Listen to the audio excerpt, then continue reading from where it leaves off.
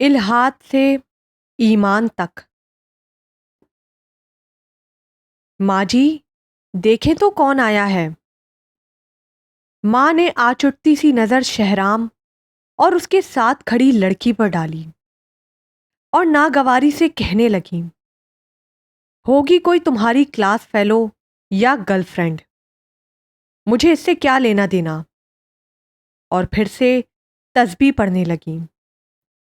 شہرام نے دیکھا کہ ماں اس کی بات کو کوئی وزن ہی نہیں دے رہی، تو وہ سنجیدگی سے کہنے لگا، ماں جی، میں سنجیدگی سے کہہ رہا ہوں، یہ جیسکا ہے اور میں نے اس سے شادی کا ارادہ کر لیا ہے۔ کل شام ہم شادی کے لیے چرچ جا رہے ہیں، اور ہاں ماں جی، آپ ضرور چلیں گی۔ یہ سن کر سکینہ کی آنکھوں کے سامنے اندھیرا سا چھانے لگا۔ تھوڑی دیر بعد اس کی آنکھ کھلی تو اس نے دیکھا کہ شہرام اس کے بیڈ کے ساتھ بیٹھا اس کی ٹانگیں دبا رہا ہے۔ ہوش آتے ہی سکینہ اٹھ کر بیٹھ گئیں اور اس کو کہنے لگیں، شہرام، مجھے تنہا چھوڑ دو، جاؤ، مجھے کچھ نہیں ہوا۔ شہرام کہنے لگا، نہیں ماں جی، آپ کو یہ علم نہیں، آپ تھوڑی دیر کے لیے بے ہوش ہو گئی تھیں۔ ابھی میں ڈاکٹر کو کال کرنے ہی لگا تھا کہ آپ کو ہوش آ گیا۔ آپ سنائیں، کیسی ہیں؟ سکینہ کہنے لگیں، شہرام، میں نے کہا نا کہ مجھے تنہا چھوڑ دو۔ شہرام سمجھ گیا تھا کہ ماں اس وقت شدید غصے اور ٹینشن میں ہے، اس لیے اس نے باہر جانے میں ہی عافیت سمجھی۔ وہ اپنی ماں سے بہت محبت کرتا تھا، اس لیے ماں کی حالت دیکھ کر پریشان ہو گیا۔ تھوڑی دیر بعد پھر ماں کے کمرے میں آ کر کہنے لگا، ماں جی، آپ کو شاید جیسکا کا آنا اچھا نہیں لگا۔ سکینہ کہنے لگی، شہرام، اگر میرے ساتھ کوئی بھلائی اس وقت کر سکتے ہو تو یہ کرو کہ مجھے کل اسلام آباد کی ٹکٹ کرا دو، میں پاکستان جانا چاہتی ہوں۔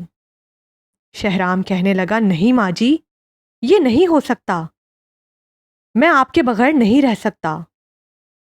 ماں کہنے لگی، شہرام، تمہاری جاب اچھی ہو گئی ہے، شادی تم کرنے لگے ہو، تمہاری زندگی میں کس چیز کی کمی ہے؟ رات کافی ہو گئی تھی۔ شہرام اپنے کمرے میں جاتے ہوئے کہنے لگا، ماں جی، اب آپ آرام کریں، آپ کی طبیعت ٹھیک نہیں ہے۔ شہرام تو یہ کہہ کر چلا گیا تھا کہ ماں جی آپ آرام کریں، مگر سکینہ کا تو آرام لٹ چکا تھا۔ سکینہ کا ایک ہی تو بیٹا تھا، اس کو بہت لاڈ پیار سے پالا پوسا تھا، اس کو اچھی تعلیم دلوا رہی تھیں۔ سکینہ کو شہرام کی یہ عادت بری لگتی تھی کہ اس کا دین کی طرف کوئی رجحان نہیں تھا۔ آج تو اس نے حد کر دی تھی کہ وہ ایک لڑکی سے شادی کرنے جا رہا تھا جس کو وہ نہ جانتی تھی، نہ اس کے ماں باپ کا پتہ تھا۔ سکینہ نے سوچا تھا وہ پاکستان جا کر بیٹے کی دھوم دھام سے شادی کریں گی۔ آج شہرام نے اس کی ساری امیدوں پر پانی پھیر دیا تھا۔ ساری رات اسی پریشانی میں گزر گئی۔ صبح شہرام ناشتے کی ٹیبل پر کہنے لگا، ماں، میں نے رات کو ہی جیسکا کو اس کے گھر بھجوا دیا تھا، آپ فکر نہ کریں، آپ جیسے کہیں گی ویسے ہی ہوگا۔ چند دنوں بعد سکینہ نے شہرام سے کہا، بیٹا، اس سال میری خواہش ہے ہم حج پر چلیں، تمہارا باپ تو ہے نہیں، اس لیے میں تمہارے ساتھ ہی حج کروں گی۔ شہرام بیزاری سے بولا، ماں جی، میں آپ کی ہر خواہش کا احترام کرتا ہوں، مگر آپ کے دل سے ابھی تک یہ میرپور اور پاکستان کے لوگوں والی باتیں نہیں نکلی۔ آپ بتائیں حج کرنے سے کیا فائدہ ہوگا؟ آپ کو جو عبادت کرنی ہے ادھر ہی کر لیا کریں۔ کبھی آپ روزوں کی باتیں کرنا شروع کر دیتی ہیں۔ آپ بتائیں ہمارے بھوکے رہنے سے اللہ تعالیٰ کو کیا فائدہ ہوگا؟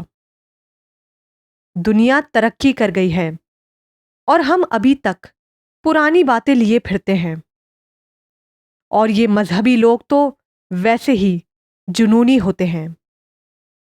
یہ کہہ کر وہ ایسے اٹھا جیسے اسے یہ باتیں بہت بری لگی ہیں۔ یہ بات سکینہ کے لیے بالکل ہی ناقابل برداشت تھی۔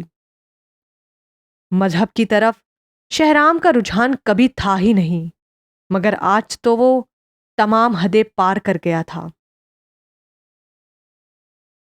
سکینہ بستر پر لیٹی تو نیند کوسوں دور، اسے کچھ سجھائی نہیں دے رہا تھا۔ اچانک اس کے دل میں خیال آیا۔ وہ ایک جھٹکے سے اٹھیں۔ اسے ایک امید کی کرن نظر آئی۔ سعد، ہاں سعد، اس سے بات کرتی ہوں، شاید شہرام کو وہ کچھ سمجھا سکے۔ سعد شہرام کا پرانا دوست تھا، وہ کبھی کبھار ان کے گھر بھی آتا تھا۔ سعد اور اس کی فیملی کا مذہب سے کافی لگاؤ تھا۔ سکینہ نے سعد کو میسج کیا کہ کل ہر حال میں ہمارے گھر آؤ، مگر اس وقت جب شہرام گھر پر موجود نہ ہو۔ صبح سعد جب ان کے گھر آیا تو سکینہ نے سعد کی پسند کی کھیر تیار کی ہوئی تھی۔ سعد جب بھی ان کے گھر آتا تھا ماں جی کے ہاتھ سے بنی ہوئی کھیر کی خواہش کرتا تھا۔ سکینہ نے شہرام کی رات والی ساری گفتگو سعد کو سنا کر اپنی تشویش کا اظہار کرتے ہوئے کہا، بیٹا تو ہی مجھے امید کی کرن نظر آیا ہے، خدا را اس کا حل سوچو، نہیں تو میں جیتے جی مر جاؤں گی۔ سعد کہنے لگا، ماں جی اللہ تعالیٰ کی رحمت سے مایوس نہ ہوں، سب ٹھیک ہو جائے گا، آپ نے اچھا کیا جو مجھے بتا دیا۔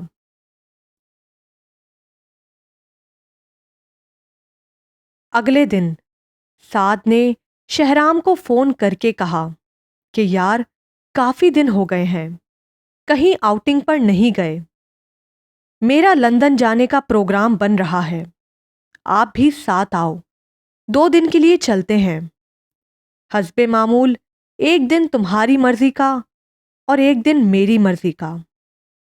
جب وہ لندن پہنچے تو اگلے دن لندن میں الہدایہ کیمپ منعقد ہو رہا تھا، جس میں شیخ الاسلام ڈاکٹر محمد طاہر القادری، جو بہت بڑے اسکالر ہیں، وہ دین کے حوالے سے لیکچرز دینے جا رہے تھے۔ سعد نے کہا، شہرام کل کا دن میری مرضی کا، پرسوں تیری مرضی کا۔ شہرام کہنے لگا، اوکے۔ اگلے دن وہ الہدایہ کیمپ میں موجود تھے۔ تھوڑی دیر بعد ڈاکٹر طاہر القادری صاحب کی گفتگو شروع ہوئی۔ آج ان کا موضوع تھا اسلام دین امن ہے۔ سعد سوچ رہا تھا ابھی شہرام اٹھے گا اور کہے گا کہ بس اب چلتے ہیں، مگر یہ کیا، 3 گھنٹے گزر گئے اور وہ ہمتن گوش ہو کر شیخ صاحب کی گفتگو سن رہا تھا۔ پروگرام کے بعد اس نے شیخ صاحب سے بہت پرجوش انداز میں مصاحفہ بھی کیا۔ اب شہرام خود ہی سعد سے کہنے لگا، یار کل کا دن بھی شیخ صاحب کے ساتھ میں تو دین کے حوالے سے کچھ اور ہی سمجھتا رہا، مگر انہوں نے تو میرے دماغ کی صفائی کر دی ہے۔ 2 دن بعد وہ واپس آ رہے تھے۔ واپسی پر بھی شہرام کی زبان پر شیخ صاحب کے لیکچرز کا تذکرہ تھا۔ گھر پہنچنے کے بعد شہرام نے ماں سے مصاحفہ کرنے کے بعد کہا، ماں جی اگلے سال ہم دونوں حج پر جا رہے ہیں۔ سعد نے میرے دماغ کی صفائی کرا دی ہے، اور شادی وہ تو آپ جہاں کہیں گی میں وہیں کروں گا۔ سکینہ نے شہرام کے ماتھے پر بوسہ دیا اور پھر سعد کو پیار کرنے لگی۔ رات سکینہ نے عشاء کی نماز کے بعد جائے نماز بچھا لیا اور ساری رات مصلے پر گزار دی۔ جس دن سے شہرام نے مذہب کے حوالے سے گفتگو کی تھی، اس دن سے سکینہ کی رات مصلے پر اللہ تعالیٰ کی حضور آہ و بکا میں گزرتی تھی۔ یہ ان کی گریہ زاریوں کا اثر ہی تھا کہ اللہ تعالیٰ نے شہرام کا دل دین کی طرف پھیر دیا تھا۔ اگر آپ کو ہماری اسٹوری پسند آئی ہو تو ہمارے چینل اردو اسٹوریز ورلڈ کو لائک کریں اور سبسکرائب کریں۔ شکریہ۔